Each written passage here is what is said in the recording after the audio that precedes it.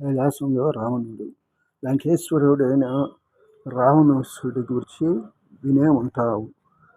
నువ్వు అబ్బో చాలా గొప్ప శివభక్తుడవుతాడు.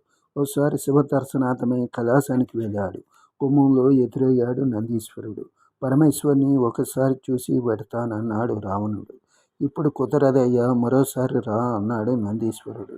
ఎంతటి శివభక్తుడికైనా జాతికి రాక్షసుడే కాని రావణాసుడు. దాంతో నందీశ్వరుడికి వాదానికి తలపడ్డాడు. ఒకరినొకరు శపించుకున్నారు కూడా. చివరికి ఎక్కడి దాకా వచ్చిందంటే, నా అంతటి వాడు ఇలా శివదర్శనార్థం రావడం, నీలాంటి వాడిని ప్రాధేయపడటం ఏమిటి? అసలు ఈశ్వరుడి యందుండే కైలాస శిఖరాన్ని ఎత్తుకుపోయి మా లోకంలో పెట్టుకుంటాను, నా లంకలో పెట్టుకుంటాను. నువ్వేం చేయగలవో చూస్తాను అనేశాడా రావణాసుడు. జై కైలాసవాస అంటూ కైలాసాన్ని పెకలించి తన 20 భుజాల మీదే పెట్టుకున్నాడు. ఆ కుదుపులకు కైలాసవాసుల ప్రాణాలు అతకుతలం అయిపోయాయి.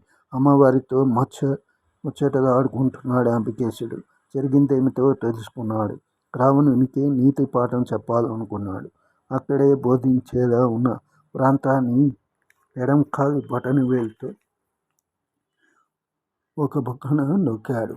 అంతే, కైలాస శిఖరం కిందనున్న రావణుడి 10 నోళ్ళలోంచి రక్తం కక్కుకున్నాడు. కైలాస శిఖరం అతని భుజాల నుంచి ముందుకు తూగింది.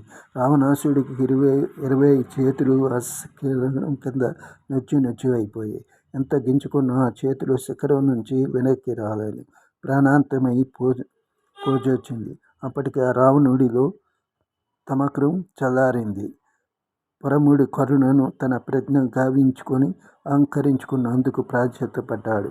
అడనేత్రుడై భస్మమై ప్రళయ భక్తులతో స్వామిని ప్రార్థించాడు.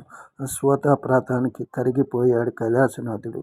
తక్షణమే అతని ముందు ప్రత్యక్షమయ్యాడు. గండం నుంచి తప్పించాడు. కోరిన వరాలు ఇచ్చాడు. స్వస్థుని చేశాడు. అది శివతత్వం.